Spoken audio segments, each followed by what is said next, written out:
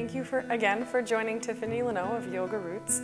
We're offering some suggestions for ways to deal with sitting in a desk all day long and still being yogic about it. How can we take care of our bodies if we're always sitting in desks? I have some great suggestions. So the first one involves taking either 2 yoga straps and tying them together to create one long strap, or perhaps you're getting tired of wearing your neckties and you'll tear a few of those off and tie them together. Piece of rope, anything else that would work. So we're going to start by taking this and bringing it behind our back. Okay, right behind.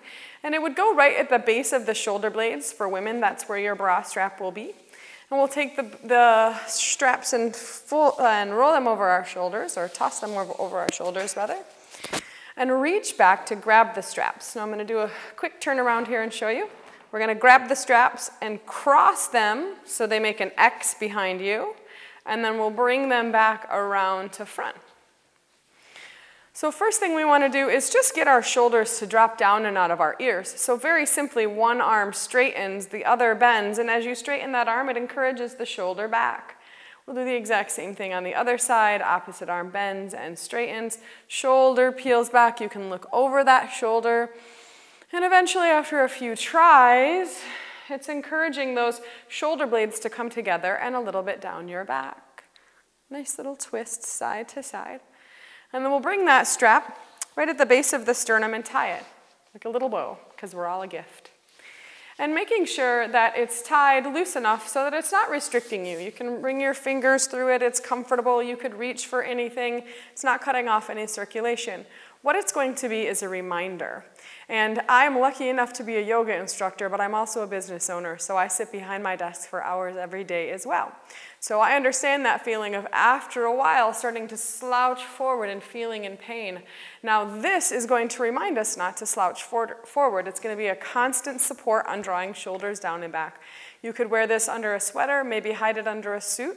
I recommend that my clients who sit at a desk all day do this for 20 minutes in the morning and 20 minutes after lunch. Because once you've worn it for about 20 minutes, you've created a muscle memory for your body to remember to draw those shoulders out of ears. It's perfectly comfortable to breathe in, to work in, but absolutely supportive. And another wonderful thing we can do at the desk is to get a tennis ball or 2 and have them for underneath our feet. So the reason why we would roll out the soles of our feet is because once we've sat all day, perhaps we've been sitting with our legs crossed. And for a while this will be comfortable, but over time it's going to slow circulation, create a little imbalance in our hips. And when our circulation is slow, our brain is slower. So we want to get all the blood moving through the body.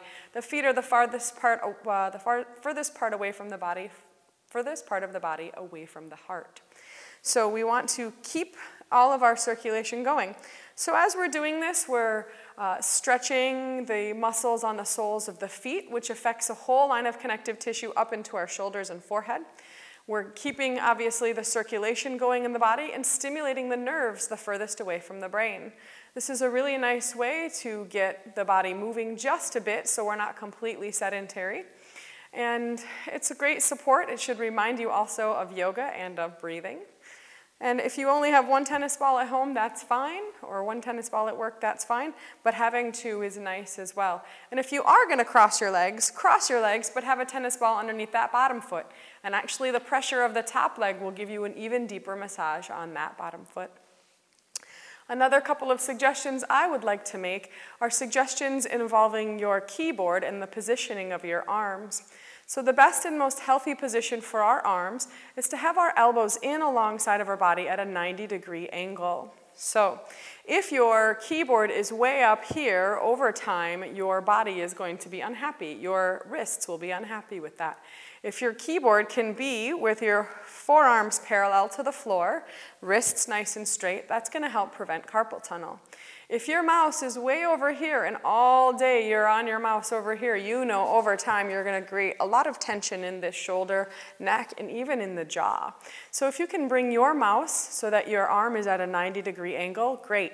Even better is to have a mouse that doesn't need a pad and maybe rolling it around on your thigh. That would be a really nice solution there.